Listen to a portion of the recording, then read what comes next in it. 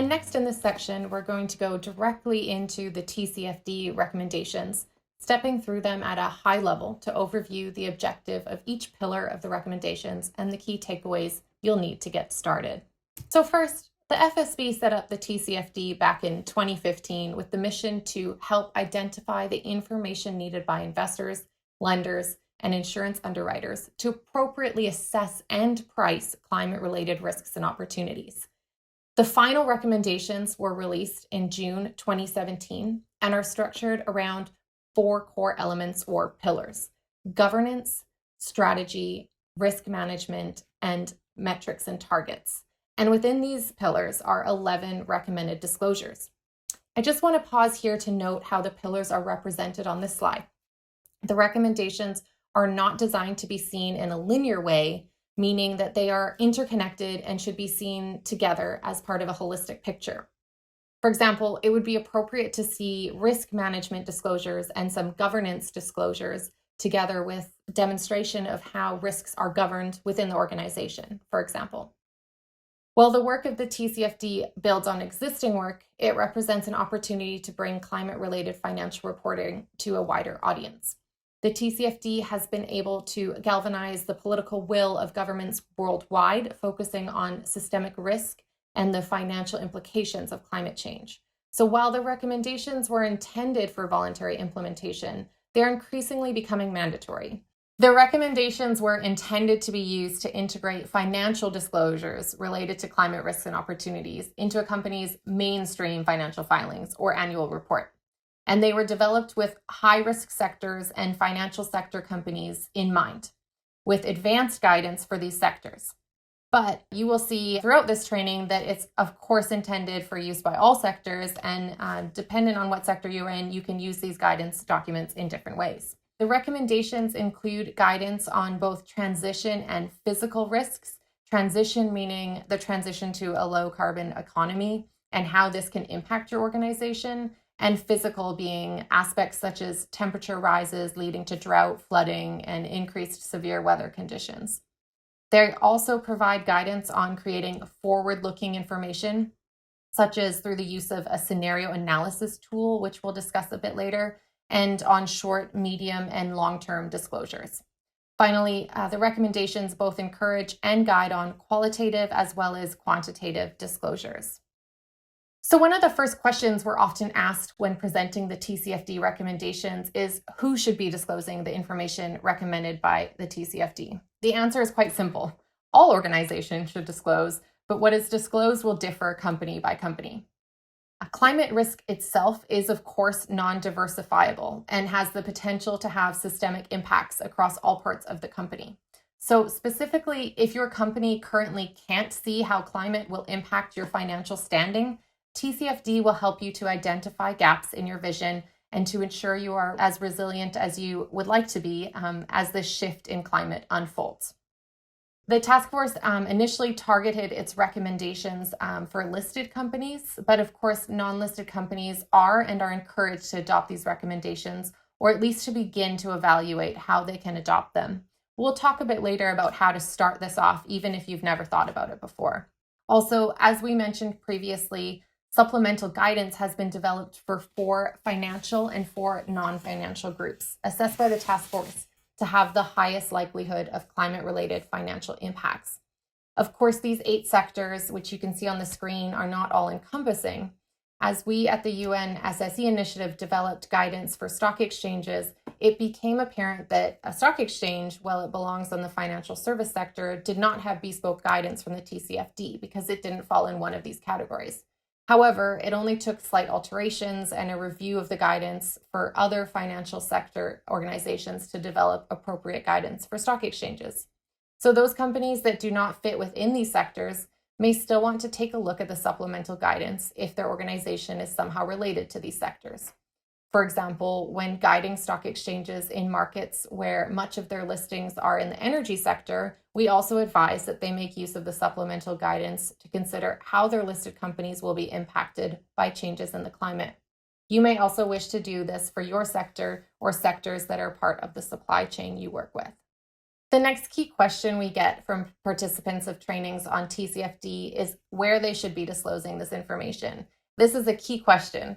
A key finding in the TCFD 2020 status report was that a number of companies were publishing standalone TCFD statements, so a report outside of their mainstream financial report. Well, this is helpful if you want to show your support for the TCFD in general. It's definitely not going to harm anyone. However, it's not the intention of the TCFD, and it shouldn't be your end goal. The end objective of the recommendations is, of course, to identify the financially material information that investors and other report readers need to assess your company's resilience. Therefore, the information that TCFD helps you identify should be disclosed in your mainstream annual report. There are various reasons for this, as noted on the slide. For example, by including this information in your mainstream financial filings, it also helps your organization to determine internally how these climate-related risks and opportunities financially impact your organization. This also makes sure that the information is accessible publicly. Some of you may already be reporting through other means, such as the CDP questionnaire, but it's important to note that unless you make that questionnaire available on your website, others may not have access to that information. So knowing that we want to disclose our disclosure to eventually end up in our mainstream financial reporting, the task force established a series of disclosure principles to be applied. And you'll note that these principles are built upon financial accounting, designed to elicit decision useful and high quality information for investors. So to start off with, the disclosures to present relevant information, which you will do if you follow the TCFD recommendations, and then also be specific and complete. They should be clear, balanced, and understandable, and be consistent over time. They should be comparable among organizations within your sector, industry, or portfolio, and they should be reliable, verifiable, and objective. And finally, they should be provided on a timely basis, just like our financial reporting. So this is often on a yearly basis. So just a quick quiz as we get partway through this section. Is this statement true or false? The TCFD recommended that disclosures should be made within a standalone climate risk report. Take a moment to read that statement and try to think to yourself whether that would be true or false. So which did you think? Did you think it was true or was it false? Those of you who are thinking false are correct. The TCFD did not recommend that disclosures should be made within a standalone climate risk report, although many have been doing that lately. This should be seen as just a starting point, and the objective of the TCFD is to include your disclosures in your mainstream financial filings. So with that, I'm going to now outline at a high level the recommended disclosures pertaining to governance. Now, just as a reminder that the 4 pillars of the TCFD are indeed interrelated. So while they are broken into 4 key parts, you will often think of them in a more connected fashion. So starting with governance, the TCFD asks you to look at 2 key components of how your organization governs climate-related risks and opportunities. First, it recommends disclosing the process in place to enable board-level oversight of these risks and opportunities. And then it also recommends disclosure of the processes in place at the managerial level. It's up to you as an organization to determine what staff you include in the management section, but of course this should include all those who are in charge of assessing the risks and opportunities related to climate. This links directly to the next category of recommendations, which is the recommended disclosure on your climate-related strategy development process. Within this category, the task force recommends that companies disclose information on the timeframe used to assess climate-related risks and opportunities, how it determines the impact of those same risks and opportunities, and finally, how it makes use of tools such as a scenario analysis for forward thinking within the organization. So for recommendation C, the third one, I just want to note here that using a scenario analysis, while new to many companies, is a very useful tool aimed at exploring alternatives that may significantly alter the basis of business as usual assumptions. It is not meant to predict the future, but rather used to describe a series of potential pathways of development and assessing how prepared your organization is should that particular outcome come to fruition. So the next set of recommendations are for risk management. where the task force recommends your organization discloses the processes in place for identifying as well as managing climate-related risks and how these processes are integrated into your organization's overall risk management. This is always a good moment for a company to evaluate gaps in their current risk management process by identifying whether or not climate-related risks were appropriately evaluated, and if not, ensuring they are moving forward. You'll note here that the 3 broad recommendations within risk management start with the word describe, which implies a fairly qualitative approach. But as with your broader risk management analysis, you will indeed find a mix of both qualitative and quantitative approaches. In particular, it's really quite common to see in this section a mapping indicating how a company classifies risk, and this should be accompanied with the methods used to develop this classification. And then finally, the 4th category of recommendations is metrics and targets. This is really where the quantitative approaches are seen, but of course they build off of a number of processes from the previous 3 categories that may require a more qualitative approach. So of course, 2 of the main areas that we're looking at in metrics and targets is metrics and targets. And the task force recommends disclosing both of them and how they relate to climate. This may include carbon prices that may be used or internal carbon prices that may have been set. It could include emissions targets set or revenue streams related to climate-related risks and opportunities. In addition to your metrics and targets, the task force specifically recommends using Scope 1, 2, and 3 emissions. Scope 1 emissions are the GHG emissions directly from operations that are owned or controlled by yourself, the reporting company. And Scope 2 are the indirect GHG emissions from the generation of purchased or acquired electricity, such as for heating or cooling consumed by yourself, the company. These 2 scopes are often already reported by the company, but Scope 3 should also be included.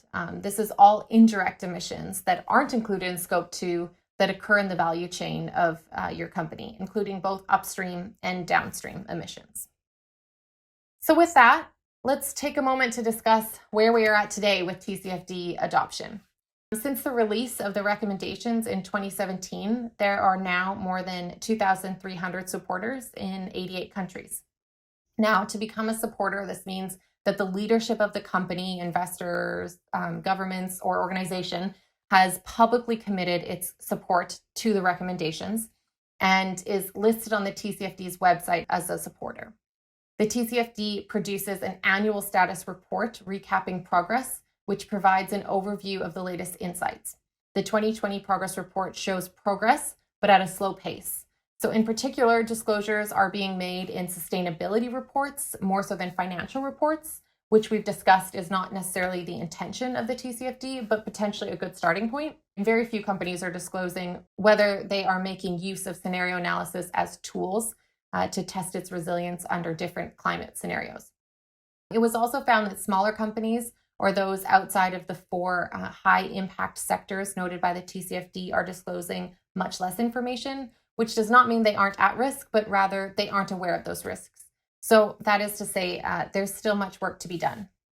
And before we close off this section, we just have one more quiz. Answer this question with any or all or just some of what are the recommended disclosures under the core element strategy.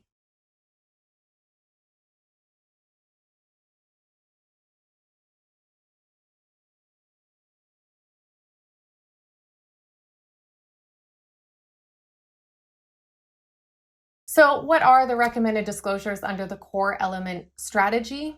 You had 4 options here. The first, describe the climate-related risks and opportunities the organization has identified over the short, medium, and long term, which is indeed correct. The second, to describe the resilience of your organization using a 2-degree or lower scenario, is also correct. The fourth, describe the impact of climate-related risks and opportunities on the organization's strategy and financial planning, is the third correct one. However, the third answer, describe how the organization is minimizing its impact on the environment through reducing emissions and energy use, is the incorrect one. While important, this information focuses on your impact on the climate as opposed to the impact of the climate on you.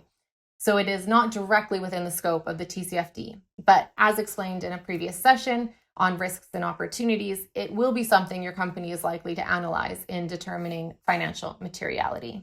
And with that, we'll close off this session, and the next one will talk you through the practical steps for implementation.